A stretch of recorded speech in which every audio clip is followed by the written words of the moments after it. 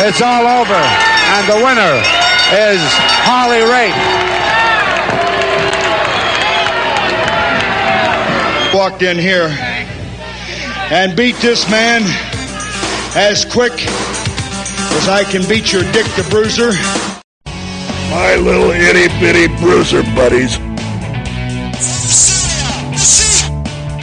United States heavyweight champion, Brazil. The world's heavyweight champion from the AWA, Nick Bockwinkel. The Midwest supporting, bruiser loving, positivity spreading, world's most dangerous podcast. Join former pro wrestler and promoter Dave Dynasty as he supports and promotes Midwest pro wrestling. Keep on growing with the Midwest Express.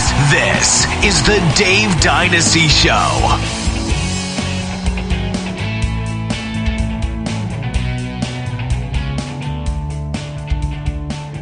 Greetings and welcome to the Dave Dynasty Show. I am your host, Dave Dynasty.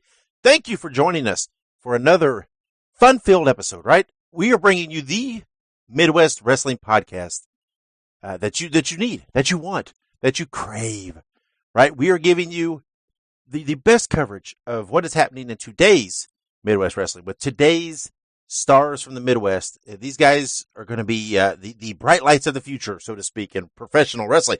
But we also give you the best coverage of Midwest professional wrestling history, and that's what we're doing today for you.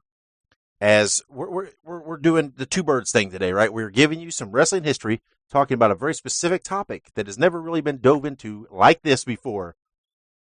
And in the same episode, we are going to pay tribute and remember the great Harley Race, who we lost a couple weeks ago. And we told you this episode was coming because today we are going to speak and discuss directly about Harley Race's time in the WWA for Dick the Bruiser in 1982. This is a great show. Very fun. I was so excited to get this episode out there. We have great talks today with John Lawson, who you can go back and listen to at episode 122. Talks all about his involvement in professional wrestling as a ringside photographer, as a curator, creator of wrestling newsletters. So go back and check that out in episode 122. We also have memories from Scott Romer, who again, you can go back and hear us talk to him about his career in episode 35, way back in the archives. But Scott shared the locker room with Harley when he was in Indianapolis. So very cool to hear the perspectives and the memories of this guy. Both these guys are great historians and storytellers and have firsthand experience and knowledge with the WWA. It is just spectacular.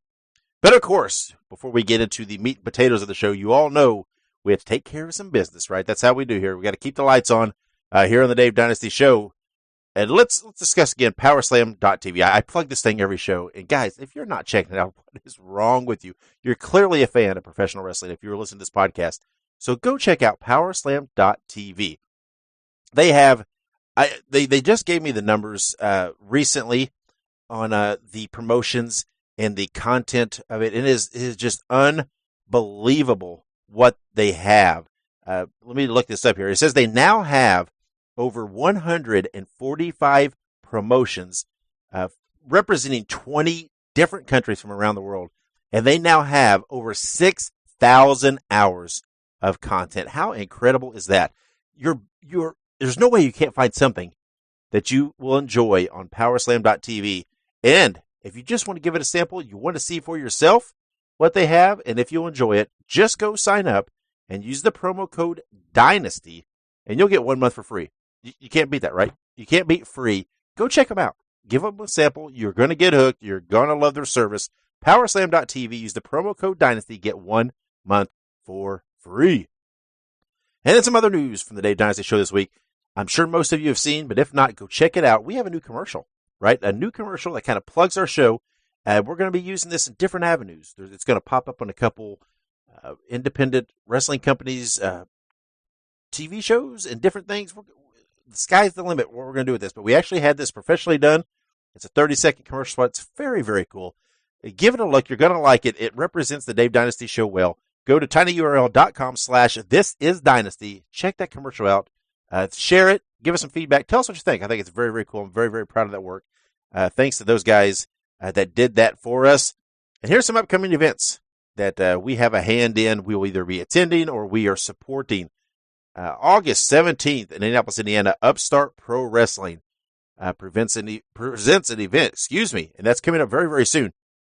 I recently did an article for Upstart Pro Wrestling because they are wanting to stress the importance of what it means to be the champion in Indianapolis, right? They have their primary title is the Indianapolis Championship, so they wanted a piece talking about the history of professional wrestling in Indianapolis and how important it is. So I wrote an article for them, and you can check that out by visiting their site, their web, on Facebook, their page. Just look up Upstart Pro Wrestling. You can check it out there, or you can check it out on my site and go to tinyurl.com/DynastyIndy. It's pretty cool. It's just a little article. Check it out. Tell me what you think. Give it a share.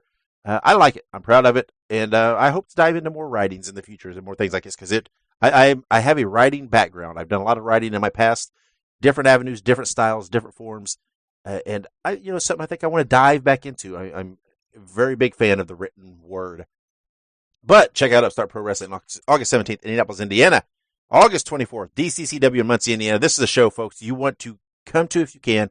It is a benefit show for the family of Christian, who we recently lost. He was a huge fan of professional wrestling, a huge fan of DCCW, and he recently lost his battle with brain cancer. And as these things happen, there's ongoing impact on the families, right? Not only the loss of the loved one, but there's, someone was taking Christian to these appointments and someone had to help take care of him. And so the family were hit financially from missed work and taking time off to be with Christian. And DCCW is stepping up in Muncie, Indiana on August 24th, trying to help. All proceeds from the show go to Christian. It is headlined by WWE Hall of Famer Rikishi. So check it out. It's going to be a very fun show. Go. You get a night of pro wrestling, a great show, and you're helping out a wonderful family. What more can you want? So go check them out in Muncie, Indiana. On September 7th in Chicago, Illinois, I will be there for Ring of Honor, checking out their event there. October 12th, Crawfordsville, Indiana. We're going to talk about that in a minute. Let's come back to that date because we have some information on that here in a second. How about October 18th, South Bend, Indiana? Impact Wrestling will be there. I hope to be at that event covering Impact Wrestling's debut. Or I don't know if it's a debut, actually, but their appearance, their event in South Bend, Indiana. And I will be November 2nd in Chicago, Illinois, checking out Major League Wrestling as they make their pay-per-view debut. Now, let's circle back. October 12th, Crawfordsville, Indiana. New Generation Wrestling presents Quest for the Cup, a 12-team tag team tournament. The Dave Dynasty Show is an official sponsor of the event. I'm super stoked, super psyched about this event. I love everything it represents. I love tournaments. I love tag team wrestling. I love Midwest wrestling, so it is all there. It is all great. They already announced the Hooligans as the first entrant to the tournament. 2 weeks ago, we announced the Soul Shooters as the second entrant. And here today on this episode, we are going to announce the third of the 12 entries into the tournament. Ladies and gentlemen, are you ready? The third entrant into the New Generation Wrestling Quest for the Cup is none other than Tom and Troy Van Zant. Now, we had Tom and Troy on the Dave Dynasty Show way back in episode 58. So go back into the archives, check that interview out as we have a full interview talking about their career. But we did reach out to Tom and Troy. My co-host, Ike Isaacs, recorded a little segment here with them, talking specifically about their entry into the NGW Quest for the Cup. So let's go to that with Tom and Troy Van Zant. We are here with Tom and Troy Van Zant, the legendary Midwest tag team. For our listeners, we had Tom and Troy actually on the show on episode 58 talking about their careers. So I urge you to go ahead and go back and listen to that one if you would like to know more about them. But today, you guys have just been announced as an entrant into the NGW Quest for the Cup Tag Team Tournament, which is to be held on October 12th in Crawfordsville, Indiana. So tell us, guys, what does it mean to be a part of this tournament? Yeah. I'm definitely excited. I took some time off, so I'm ready to get back out there to show what me and Tom do. What we do best. That's tag team wrestling. Word, my brother. That's right. And so, great turn. The people have been announced already, and it's super exciting to see you guys get up it. Of course, like you said, what you do best is tag team wrestling. You guys have been teaming for a long, long time now. And how much do you think that experience is going to help you? Yeah, I feel it's going to take us all the way to the finals to go ahead and win this thing. I mean, that's how confident it is. we've taken some time off, but I'm always been confident every time me and Troy's tagged up together against anybody we've been put in the ring with. So there's never been one time that I've ever been questioning us as a tag team ever. And like you kind of said also, I guess to kind of lead off of something you actually mentioned previously, one of you had taken some time off. So while you have that experience as a team, you also haven't teamed much in the last year and a half or so. Do you think that time apart will cause any issues, or do you think that'll hurt you at all?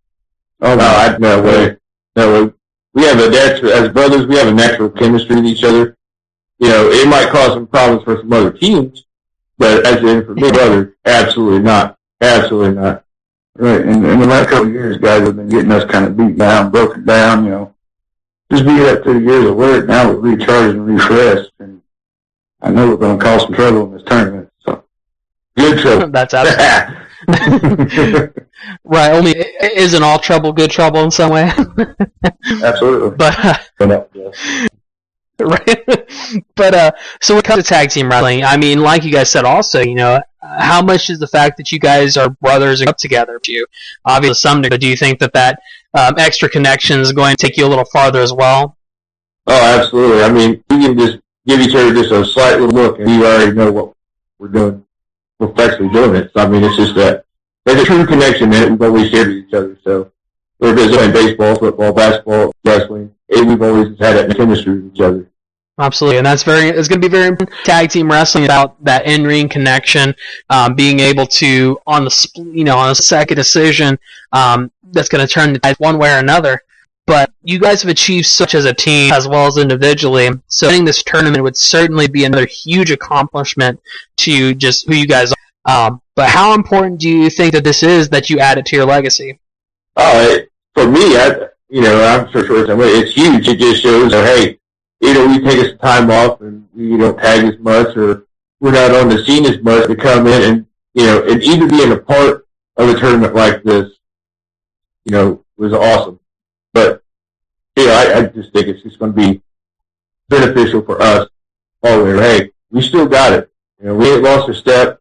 We're still here. I don't think that when we see you guys as tournament, anybody will think that you've lost your step. Some people that are coming up that have been announced. As of right now, as far as I know, you guys, the Hooligans, and the Soul Shooters have been announced. There are still 9 more teams yet to be announced for the tourney, so it's already shaping up to be interesting and talent-filled. And I know you guys said that you're almost 100% sure that you're going to win, but with these teams that are in it, what do you think of these teams? Do you think that any of them may put a little bit of a fight that have been announced so far? Definitely so. We've been doing battles with those guys for years. Yes, absolutely. Unfortunately, we haven't been able to work with the Hooligans, so hopefully we get to pull that one off. I know a couple of guys and just Russ wanting to take time off hasn't been able to happen, but hopefully it'll happen during this tournament. That'll be a treat for us and the fans. And like I said, there's still 9 more teams to be announced this tournament too. So, who knows who else is going to be in there? But we definitely hope you guys have good luck in this tournament. But of course, I think that pretty much does it for our little interview here. But thank you guys both for giving us a little time and joining us. And of course, good luck during the GW for the Cup. Should be interesting. So. Everybody out there who is listening, as we mentioned, Quest for the Cup is on October 12th in Crawfordsville, Indiana. If you guys want to see more of Tom and Troy Van Zandt, they were on a previous episode, on episode 58. Tom and Troy, 70 social medias or anything like that where fans can come and follow you if they want to keep up with you? I'm on Facebook. Yeah. On Facebook. Yeah. I would like to say, I want to thank the promoters, for thinking of me and my brother, put us in this tournament. Thank the fans. They forgot about us. So, I mean, it truly is an honor. I mean, for me and Troy, it really. No, absolutely, and I don't think the fans could ever forget you guys. You guys have pretty much built a legacy in the Midwest, I feel like. So, don't think anybody would forget about you. But thanks again, guys, and everybody out there who is into this. Make sure you check out the Quest for the Cup on October 12th in Crawfordsville, Indiana. And there you have it. Tom and Troy Van Zandt, the 3rd entry into the new generation wrestling Quest for the Cup, October 12th in Crawfordsville, Indiana. I'll be there. The Dave Dynasty Show will be there. You should be too. come watch a great event, say hi to me, take a picture, all that good stuff. Let's have some fun that night in Crawfordsville, Indiana. Now, let's move on to what we're here for. Let's go to our main event of the evening, Harley Race in Indianapolis in the WWA. This all occurred in 1982, and man, 1982 was a weird year, a unique year for the WWA and Dick the Bruiser. Clearly, they were having attendance issues. You'll hear the stories coming up from both John Lawson and Scott Romer, and it's just well documented, right? The attendance was on the downside because Bruiser in the WWA, they were aging, right? These guys were they were getting old, and they weren't appropriately replacing with younger talent. And that's so Bruiser and Bruiser was aware that he had an issue, and he was trying to find a way to pop the territory, right? To pop the town. And he brought in Harley Race thinking that was going to do it, right? That it was going to boost attendance. And it didn't really work. And then we end up going into the experiment partnership with Jerry Jarrett in Memphis Wrestling. And you can hear all about that with my conversation with Jerry Jarrett in our 100th episode. So go back in the archives, listen to that, because that's very cool too, because for a brief time there was a partnership, a working agreement with Memphis, Jerry Jarrett, and Indianapolis Dick the Bruiser. And so Bruiser was definitely trying to find ways to rescue the territory, right? To help his town recoup some business that he had lost. And you'll hear lots of stories about this and things. And usually when we do these tribute type episodes where we talk about guys in WWA, I list off all their dates and their appearances. But I got an expert to come in and do that. A guy that was there firsthand, shooting ringside, and also run a newsletter covering the WWA, covering Spike Huber and everything else, and that is John Lawson. Again, go back and check out the episode with John Lawson. It's a very cool interview. But John tells us the complete rundown of of Harley Race working for Dick the Bruiser in the WWA in 1982. So we are going to hop to that now, and let's go. We're going to go straight to it. That's all there is to it. I don't know what I'm trying to say. I'm so excited right now to hear this, but we're going to jump to John Lawson, who's going to tell us firsthand experience and recounting of the appearances, of the dates, of the bookings that Harley Race made in Indianapolis. So here we go. It's over to you now, John. Thank you, Dave. This is John Lawson, who was a ringside photographer and operated the Spike Huber fan club and published newsletters that focused on the WWA from the mid-1970s until the early 1980s.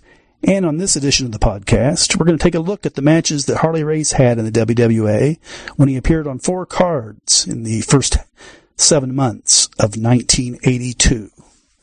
As a 6-time NWA champion at that time, Harley Race was brought into the WWA and immediately put into the title picture. And while Race appeared on only 4 cards in Indianapolis and none of the other towns in the territory, he had a total of 8 matches.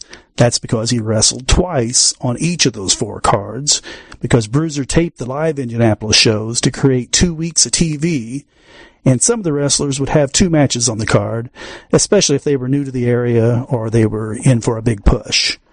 Most TV shows would have 4 matches, so consequently, one of the main matches on the card would be on the 4th match of the night to serve as that TV's main event, and the 8th match of the card would also be a main event. And on some cards, there would be a 9th or perhaps even a 10th match that would have no TV, and they were even advertised as being no TV in order to create more interest for those main events. And since we would only have a show in Indianapolis, usually about every 3 to 5 weeks, that meant a lot of the tapes were re-shown in the same market multiple times. So now let's take a look at Harley's matches in the WWA. His debut was on Saturday, February 13th, 1982, and he was advertised to be in the semi-main event match, taking on champion Bobo Brazil for the WWA Heavyweight Championship. But instead of that match actually being his debut match, he did have a match earlier on the card. In match number 3 on the show, he took on and pinned area wrestler Max Blue in 5 minutes and 45 seconds after a vertical suplex. And then in the semi-main event on the card, he wrestled Bobo Brazil for the WWA Championship. And Race did get the pinfall, but during this match, there was a ref bump, which allowed Race to use the pile driver. And when the referee came to, Harley was covering Bobo, and the referee made the 3 count and was awarded the win of the match. Then after the TV cameras stopped, a second referee came into the ring and told the original referee what had happened. And as they were arguing, TV commentator Sim Menaker entered the ring, and he discussed it with both of the referees and ended up grabbing the belt himself and said that the championship was going to be held up, and the promoter and matchmaker Bob Luce would have to schedule a rematch in order to determine who the true champion was. And in case you're wondering what the main event that particular night was, it was what I would have had to have considered a weak main event, even for Indianapolis at that point in time. There was a Texas death match with Dick the Bruiser wrestling one half of the Kelly twins and going over Mike Kelly in that match. That particular card ended up being the final night for the Kelly twins to appear in the WWA, and both of them lost in singles competition that particular night. The next card in Indianapolis was Sunday, March 21st, 1982. Race was not advertised and did not appear on this particular card, which had a rather weak double main event. An 18-man battle royal served as the top billed main event, and the second main event was Dick the Bruiser going to a double disqualification against the Hooded Hangman with his manager, Reverend Tiny Hampton. The Battle Royal, incidentally, was won by Rufus Railroad Jones, who was a bit of a surprise, I felt at the time, but as we continue with this report, it does make sense that Jones got the push with the Battle Royal win. You'll soon find out why. The next card was held on Saturday, April 24th, 1982, at Market Square Arena. In the third match of the card, as we're seeing a trend here, in a bout that was not advertised, Harley pinned area wrestler Bob Golden after a vertical suplex in 4 minutes and 17 seconds. Golden was always a preliminary wrestler and was in and out of the territory over the years for at least a decade. And then on the eighth match of the night, in a rematch for the WWA title that was being upheld, it was a 2 out of 3 fall match with Bobo Brazil defending against Harley Race. Now at this time it was somewhat unusual for the WWA to have a 2 out of 3 fall match due to the aging of the crew and the fact that they would have so many matches in order to produce TV at each of the live shows. But in this particular match, the first fall was won by Harley Race by pinfall in a little over 8 minutes after a diving headbutt to the chest. And the second fall was won by Bobo Brazil after a cocoa butt, which is another name for the headbutt. And then in the final fall, Harley Race won in a little over 15 minutes when Race had left the ring and Brazil was trying to pull him back into the ring and lost his balance when Race pushed off the ropes, which ended with Harley on top of Bobo for the 3 count to take the title. And in case you were wondering about the main event that particular night that went on after that one, we had a Texas death match that saw the Hooded Hangman get a win over Dick the Bruiser.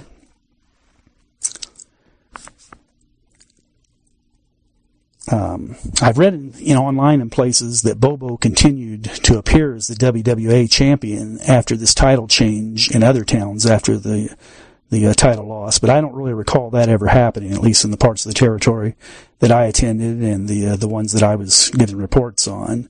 And I do recall that the Terre Haute TV, airing the Indianapolis tapes, of course, they would advertise the Indianapolis matches that were going to be taking place. And Race was always referred to as the champion whenever they were doing the promos for the upcoming shows in Indianapolis. The next card took place on Saturday, June 5th. Now, there was a little bit of time in between those two cards, and that was because during the month of May, Bruiser would usually not have any matches in Indianapolis, and that was because he didn't want to have to compete with all the daily activities that were taking place at the Indianapolis Motor Speedway during that time. So the next card took place on Saturday, June 5th at Market Square Arena. In the third match of the card, once again, Harley Race took on a preliminary wrestler, and this time he defeated Jose Alicia with, you guessed it, a vertical suplex in a little over 3 minutes. In the semi-main event of the match, which was match 7 out of 9 on this particular night, Harley retained the title by defeating Rufus Railroad Jones in about 12 minutes. During the match, Race caused Rufus to collide with the referee, who took a bump, and during that time, Race left the ring and grabbed a cup of coffee that was at the TV commentator's table, and he threw that in the face of Rufus Jones, and that was enough for him to be able to gain the pinfall since it wasn't seen by the referee. The main event that particular night was a rematch between Bruiser and the Hangman in a cage, and Bruiser won. The next show in Indianapolis was only 2 weeks later, Saturday, June 19th, 1982. Race was advertised and scheduled to appear in a return bout against Rufus Jones with a no disqualification stipulation, but the night of the card, it was announced that Race would not be wrestling due to being injured by Bruiser the night before in a tag team match in Dallas, and was supposedly hospitalized. Now, Race was doing shots in World Class Championship Wrestling around this time, but Bruiser had not appeared there in many, many years, and by this point in time, he wouldn't have had a spot on a show that likely featured a handful of Von Erichs. Harley Race was replaced by gentleman Jerry Valiant on this night, who pulled double duty as he also wrestled Bobo Brazil in his regularly scheduled match. The next show was held on Saturday, July 10th, 1982. And this one would turn out to be Race's final appearance in the WWA. And even in the print advertising for this show, it was advertised as the season final at MSA, Market Square Arena. And it was referred to as the final wrestling show of the season in a small newspaper article a few days before the matches. On TV, it was never referred to as being the final show of the season, a term that St. Louis might use when taking off the summer, but we never had that in the WWA. In the third match of the evening, Harley Race wrestled Chief Bull Eagle and got the pinfall in 5 minutes, winning with a knee drop to the head instead of the vertical suplex that he had been winning all of his other preliminary matches. Bold Eagle was actually Bob Boyer, who wrestled all over the country, including the AWA in the 60s, as well as the Central States and a number of NWA promotions in the South as Bold Eagle during the 70s. And he would have been considered a mid-carder or perhaps slightly below that status at this point in time. And Eagle was given some offense by Harley Race during that match. In the main event of the night, Race defended the title against Dick the Bruiser. After about 11 minutes of action, both men were fighting outside the ring and were counted out or were disqualified by the referee. He didn't really get a definitive answer on that one whenever they announced the outcome of the match. But the highlight of the match was when a Race attempted to give Bruiser a diving headbutt outside the ring, but Bruiser rolled out of the way and Race headbutted the concrete floor, which caused him to juice. Race retained the title, but would never defend it again, as after this show, the experiment with Jarrett Promotions out of Memphis began. And when they gave up on that experiment and the WWA began running shows with their own crew by the end of the year, Bruiser was announced as the champion once again, even though he did not actually regain it in the ring. An interesting comment about the July 10th, 1982 show was that the WFIA, the Wrestling Fans International Association convention, took place in Indianapolis that weekend with a 2-day fan festival and awards banquet and culminated with the matches on July 10th. Each year, the WFIA would hold their convention in a different territory, and this was the first time that Indianapolis was chosen. And I recall being quite surprised, since our territory was obviously down to perhaps its lowest level at that point in time.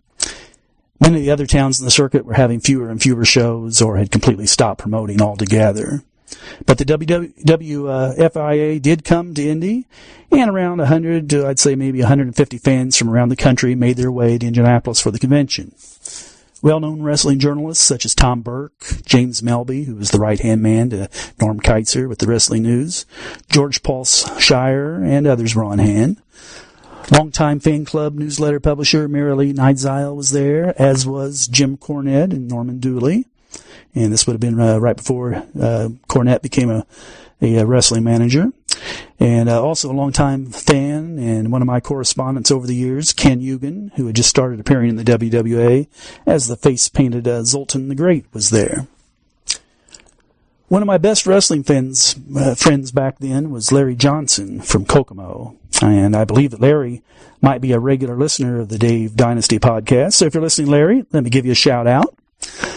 My brother and I hung out with Larry during the entire convention, and I recall Larry telling me at the start of the convention that there was a rumor going around that the smart fans, those were the ones that were traveling from other states that knew how the business had worked, how the business worked, had gotten together and feared that Bruiser was going to take the strap from Race at the live card in order to put himself over to the convention attendees.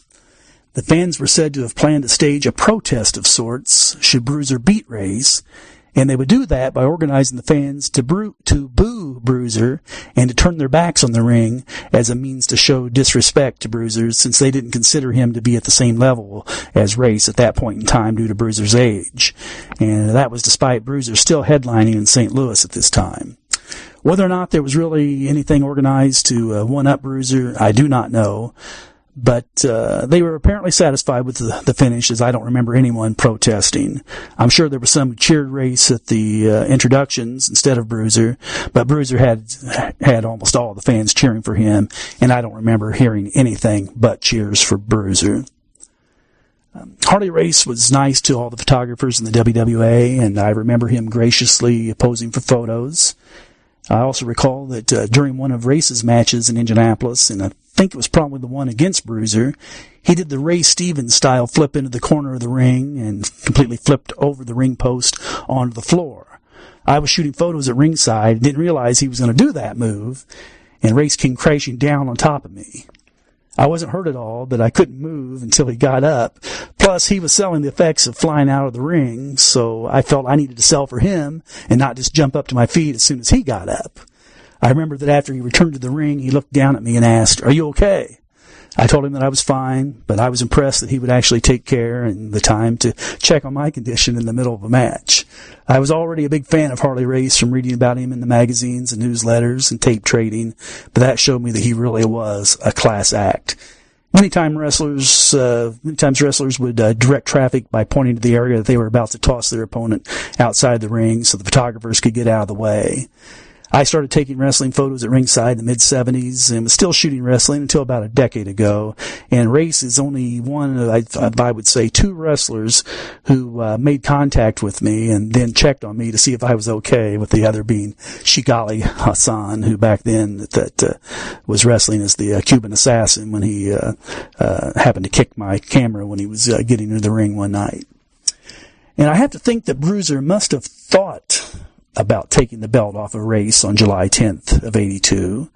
The fact that he did not, though, leads me to believe that the experiment with having Memphis take over the territory must not have been completely thought out all the way at that point, even though Memphis TV took over the Saturday afternoon time slot the following weekend in Indianapolis. Had the WWA planned to let Jarrett Promotions take over completely indefinitely, I would have to think that there would not have been any plans for Race to continue to defend the title, and it would have made more sense for the continuity of the WWA heavyweight title to change hands and be held by Bruiser. I guess we'll never know. But we do know that Harley Race was one of the greatest wrestlers and champions on God's green earth, as he was known for saying. Hey, make sure you visit DaveDynasty.com. That is your central hub for everything within the world of the Dave Dynasty Show. From there, you can find links to follow us on all of our social media accounts. We are on Facebook, Twitter, Instagram, and of course YouTube, which you will want to subscribe to our YouTube channel. We have lots of classic wrestling, every episode of the podcast, and other exclusive features there. While you're at DaveDynasty.com, check out the links to help financially support the show. That is how we keep this free every week. You can go to ProWrestlingTees.com/The Dave Dynasty and buy a shirt to help us out. PayPal.me/The Dave Dynasty to make a one-time financial contribution. Patreon.com/The Dave Dynasty to make ongoing monthly contributions. Or you can click our affiliate links for Amazon.com and HighSpots.com. No additional charge to you, but it helps us out. Thank you for your support, and check out DaveDynasty.com. Complete your experience, The Dave Dynasty Show. All right, and welcome back. Thank you to John Lawson for coming on and telling us all about Harley Race's appearances, in the WWA. Now, if you want to go to tinyurl.com/Harley WWA News, you can see the 4 newspaper ads from the Indianapolis Star promoting those 4 appearances by Harley Race in Indianapolis. Like John said, he made 4 appearances, 2 matches in appearance, or 8 matches total. So check out that link. Again, it's tinyurl.com/Harley WWA News, and you can see the newspaper ads promoting Harley Race's appearances in the WWA. We're giving you the full experience here, the full media experience. You're getting the stories firsthand from these credible sources. You're getting the newspaper clippings. Now, if you also want to see the only known footage of Harley Race in WWE, the only one that's been discovered so far, there may be more out there, let's hope, but there are 3 matches of Harley Race's stay in Indianapolis, his appearances in Indianapolis. The match with Max Blue, the first match with Bobo Brazil, and the match with Dick the Bruiser. And if you want to see those, they are on my YouTube channel. You go to tinyurl.com/Harley WWA. One video, you can watch all 3 matches back to back to back. There you go. How's that for a complete journey as we discover Harley Race in the WWA? We have the stories of John Lawson. We have the newspaper ads from the Indianapolis Star promoting those events. We have the matches that are known to exist on YouTube. And now we've got for you renowned wrestling photographer. Okay, let me back that up. Not just wrestling photographer, just renowned photographer in general. The man has photographed everything. And formerly known as Saul Creechman as a WWA manager, Scott Romer, who's been on the show on a couple of different times, telling a story in his first-hand accounts. He shared a locker room with Harley Race. He was working for Bruiser in the WWA at this time when Harley was in. We have him now. Let's let him tell his stories. Let him tell his accounts. He is with my co-host, Ike Isaacs, to tell you about his experiences and his memories of Harley Race in the WWA. And welcome back to the Dave Dynasty Show. I'm your co-host, Ike Isaacs, and today I am joined with Scott Romer. So first question for you, Scott.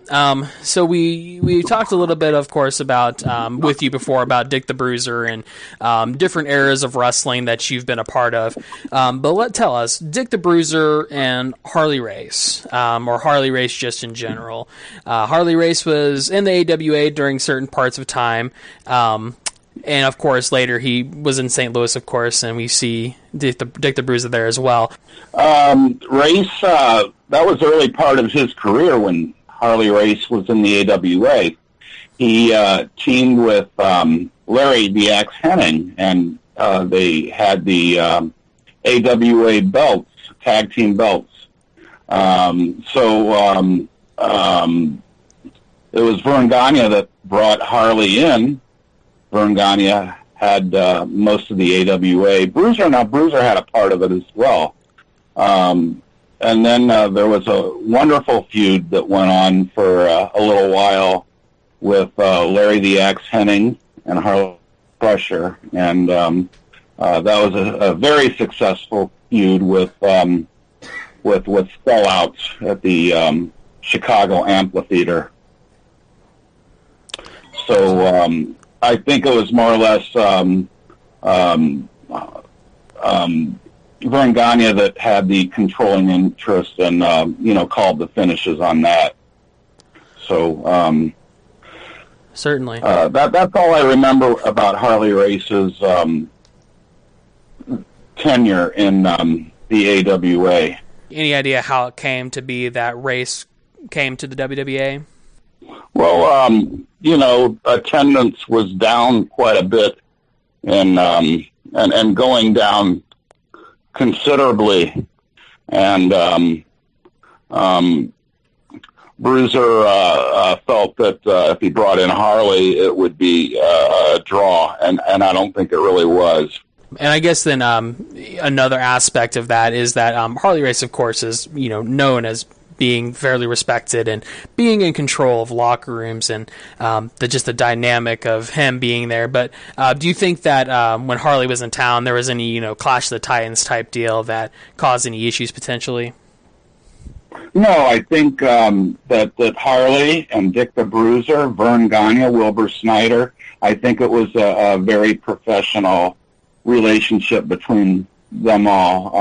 If there were any jealousies, I don't recall reading about them or Bruiser telling me anything about it. Harley was always a gentleman, very low-key man, and told it like it was, and a very tough son of a bitch. Yeah, absolutely, and I definitely feel like that's his legacy summed up, if I had to say. But also, Race appeared, of course, everywhere, but he also appeared through 1982, and I think we also talked about this a little bit. He began with a title match with Bobo Brazil that ended in a no decision, and the title being held up. Later, there was a rematch for the title. But what do you think Harley and the Bobo rivalry did for business? Well, they took that same match into St. Louis, and it did draw a little bit better than Dick the Bruiser's and Wilbur Snyder's. What's the word I'm looking for? It just drew better, a little better, but the crowd wasn't that much better. And I'll tell you what, I don't think people really knew the impact that Harley Race had in the business. It's like bringing in Ray Stevens to Indianapolis. Nobody really knew who he was in the 70s, but in the 60s. I think Race, I don't mean to change the subject, but Ray Stevens was a little bit more popular, and I think that goes as well as Harley Race. When he brought Harley Race, the people only saw WWA shows, and they didn't know the reputation that Harley had. No, absolutely. And no problem changing the subject. We always like to go on little tangents. That's kind of part of what we do. But like so many people, do you think Harley holding the title, I think it was for about 3 months, added some credibility to the title? Oh boy. I think if the crowds were a lot better, that would show credibility. But during the early 80s, WWA was declining, and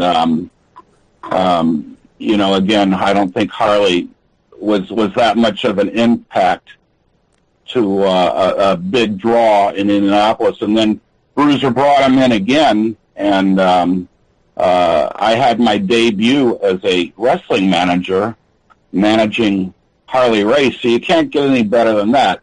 But again, the fans, I just don't think in Indianapolis Harley was over like he should have been, or the intentions that they brought him in for. It didn't really impact business that much in Indianapolis. No, absolutely.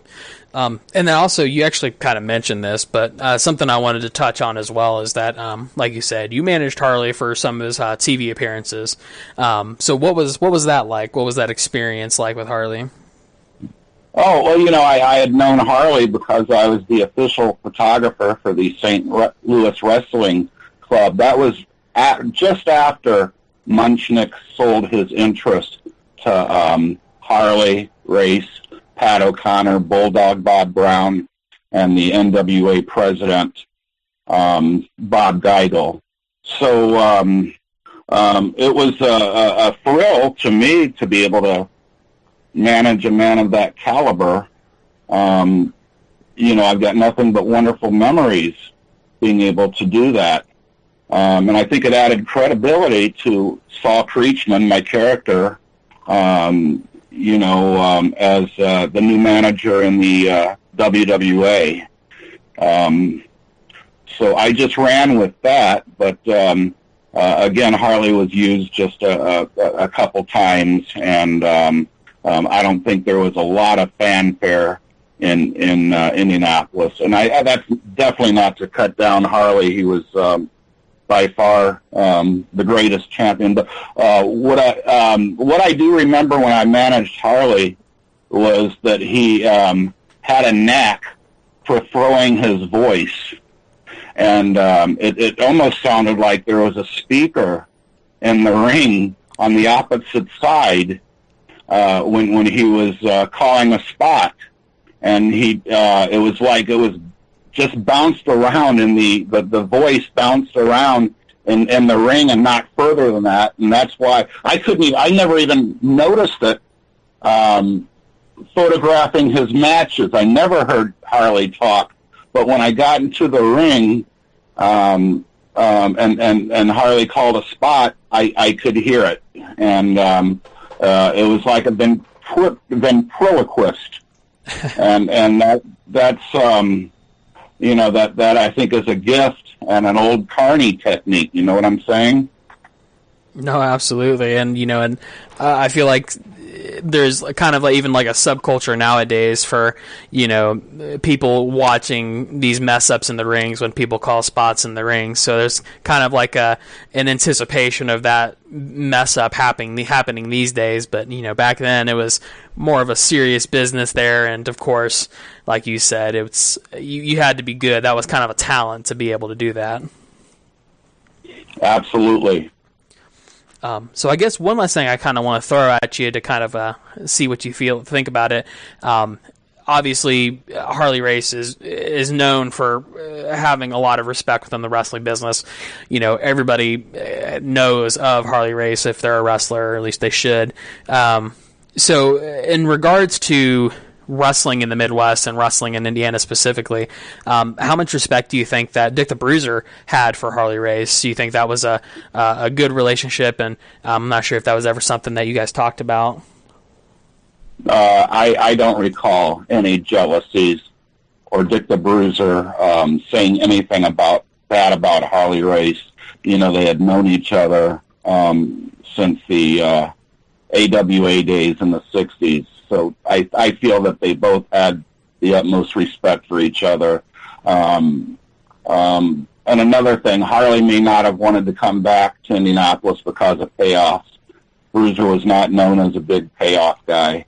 But then again, Bruiser may have called the shots not to use him for any more shows. So there wasn't a real big run with Harley Race wrestling in Indianapolis. Right. No, absolutely. Yeah. Well, certainly. Or go ahead.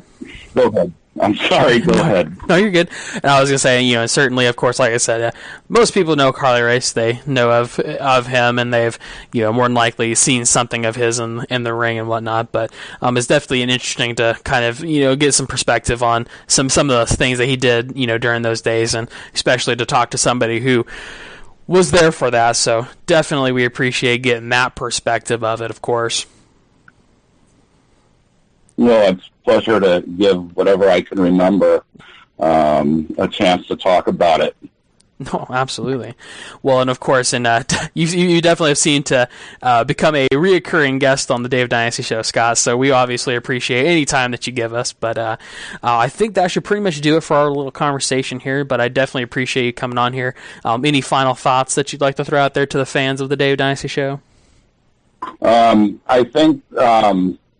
And I think the fans need to look back at the old wrestling magazines and see what an impact Harley Race had, as well as watching old tapes of Harley wrestling in St. Louis. against the likes of Ric Flair, Bruiser Brody, David Von Erich. In fact, one of the best covers in The Wrestler Pro Wrestling Illustrated series is a picture I have of Ric Flair versus Harley Race, and that was on the cover of Pro Wrestling Illustrated, or one of the sister magazines. I would like to see the new fans getting educated about what wrestling was like in the golden years, and see just how good Harley Race was when he was with the WWF at the time, and they called him King Harley Race. I don't think he was really over that much in the WWF.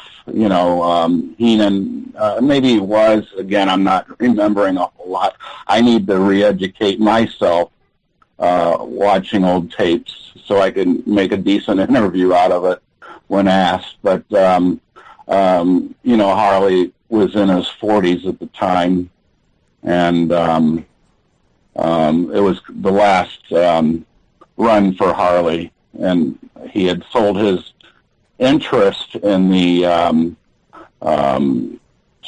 St. Louis Wrestling Club to Vince McMahon, and so Vince McMahon made him king of the ring, and then it was over. Right. No, absolutely. And also, I'd want to touch on something that you said at the very beginning there when you were talking, is that I would also encourage people to, look back, and we have to go back and kind of respect the things that had been done previously, and to be able to see what Harley had done, the wrestling, and of course he was a pioneer of the craft. So I definitely also implore people, just go on YouTube, Google it. I'm sure there's stuff out there. I know there's stuff out there. I've seen it. Well, that's good, because you are an expert, and it's always a pleasure to talk to you. Excuse me. It's always a pleasure and an honor to talk to you, because you are so knowledgeable, and when I do talk to you, you make me think a little bit, and I'm able to recall my experiences, and these are experiences that I will always cherish for the rest of my life. Of course, as time goes, memories fade, and we're talking 35 years ago was the last time I managed him, and I hadn't seen him for years. It was very sad that he had died. No, I apologize. He was at the Cauliflower Alley Club as one of the honorary guests, so let me take that back. I did see him just a few years ago, and I posted one of the pictures of Harley in a wheelchair and me, and he was happy to see me. He asked me how everything was going, and he was just a genuine, caring man with a heart and a soul, and the legacy of Harley Race will live on to the wrestling fans in their 50s and 60s and 70s. But if you're in your 40s, you didn't really get a chance to see Harley Race in his prime. No, absolutely. No, Harley wasn't like Bruiser, and Harley gave it up in the wrestling part of it when he was in his 40s, I believe. I may have to look that up. But, Harley started out very early, very, very young. I think he was 15 years of age. And I recall a story of him telling me that he had to rub the oil or scrub, who was it? Not Haystacks Calhoun. Maybe it was Man Mountain Mike's back, because he couldn't reach the spot. So Harley, what a sport he was, and that's what we had to do in the old days. If a wrestler, one of the stars said, "Put some oil on me," we put the oil on him. You know what I mean? Right. Harley, may you rest in peace, and you've got your son following in your footsteps, and hopefully that he will be able to carry the memories and some of the legacy that Harley Race had. No, absolutely. I hope so as well. But on that note, I think we'll just end it there. I think that's a perfect stop and play, Scott. But I definitely appreciate you, giving us the time to give us a little bit of memory, like you said. Memories are priceless in this case, especially for, like you said, 30, 40 years ago. So we really appreciate having somebody to be able to tell us that. But we definitely appreciate you coming on the show, of course, and we'll definitely have to have you back on because you're chock full of stories, and that's what we love on here. So, but we appreciate it, Scott. But we thank you again. All right. And thank you very much, and it's always a pleasure. If you are looking for the best books, DVDs, and posters on classic wrestling nostalgia, then you want to visit crowbarpress.com. There are literally dozens of titles there, including biographies of the likes of Bruiser Brody, Ole Anderson, Ivan Koloff, and of course, Dick the Bruiser, as we've spoke about here on the Dave Dynasty Show. You want to visit crowbarpress.com for all of your classic wrestling nostalgia needs. Again, that is crowbarpress.com. And there you have it. We have explored, dug deep into Harley Race in the WWA. Thank you to John Lawson. Thank you to Scott Romer for coming on and helping us tell the story, share the memories, and report the history.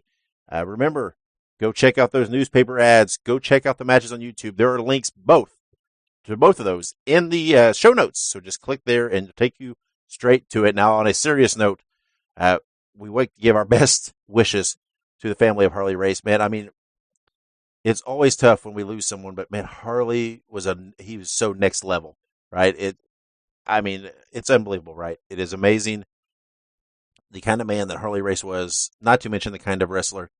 He's a guy that will never be replaced, never be replicated. We'll never see another like him. And it's a tough one, right? They're all tough. So our best wishes to all the friends and family of Harley Race, and rest in peace, Harley, and thank you for everything you did for the business. Thank you for everything you did to entertain us. And we hope you enjoyed the show. We hope you enjoyed this look at Harley Race's appearances in the WWA for Dick the Bruiser in Indianapolis. So make sure, if you did enjoy it, to subscribe. Whatever you're listening to this on, we're on all the podcast platforms. Make sure you subscribe to us so that you do not miss us every week. We give you this kind of show every week. So make sure you subscribe so you do not miss an episode. And make sure you share it, right? When we make the posts on the episodes and when you listen to one, share it. Tell people, hey, give this a listen. It's pretty cool. We like what they're doing.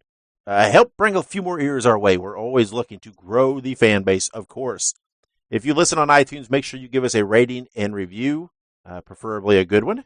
But, be whatever you want to do. But it helps give us exposure in that algorithm that Apple uses. I see saying if you listen to us on iTunes, but I don't know, is iTunes a thing anymore? I don't know where that whole stands. But anyway, just rate and review us on the Apple Podcast thing. Follow us on social media. The easiest way to do that, as you heard in the ad earlier, go to davedynasty.com. There are links there for everything. So just click. We're on all the platforms. Like I said, we share stuff like these newspaper ads. I share pictures, scans of magazines, all kinds of cool stuff. So you want to follow us there. That's where you see all the other cool stuff that supplements the Dave Dynasty Show experience. And like I said, we give this to you for free every week. Keep it free, right? It does cost money. We make these appearances. There's travel costs. There's equipment costs. There's all kinds of things that we have to invest back into the show. Help us out. Give us a little support in the financial sense. You can do that by going to paypal.me/TheDaveDynasty and make a one-time financial contribution. Anything helps. So go there and do that. Or you go to patreon.com/TheDaveDynasty and make ongoing monthly contributions. That would be grand. Or you can go to PROWRESTLINGTEES.com/TheDaveDynasty and buy a shirt. Help us out there. It's all cool. Do your thing. Help us out. Help keep the show free every week. Thank you for listening today. We have a good episode next week, too. We have the tag team known as the Professionals on. We have an interview with them, so you'll want to check that out next week. That is our focus on the current, right? We try to alternate the history and the current and do a nice blend, a nice mix, right? It's not all about the past. We also support the good that's in the present and in the future. So check that out next week for free, as it always is here on the Dave Dynasty Show. But until then, anywhere you go and whatever you do, this is a crazy-ass world, right? And a lot of crazy-ass people doing a lot of crazy-ass things. Don't be one of those people. Wherever you go, whatever you do, just be good, be safe, and keep on growing.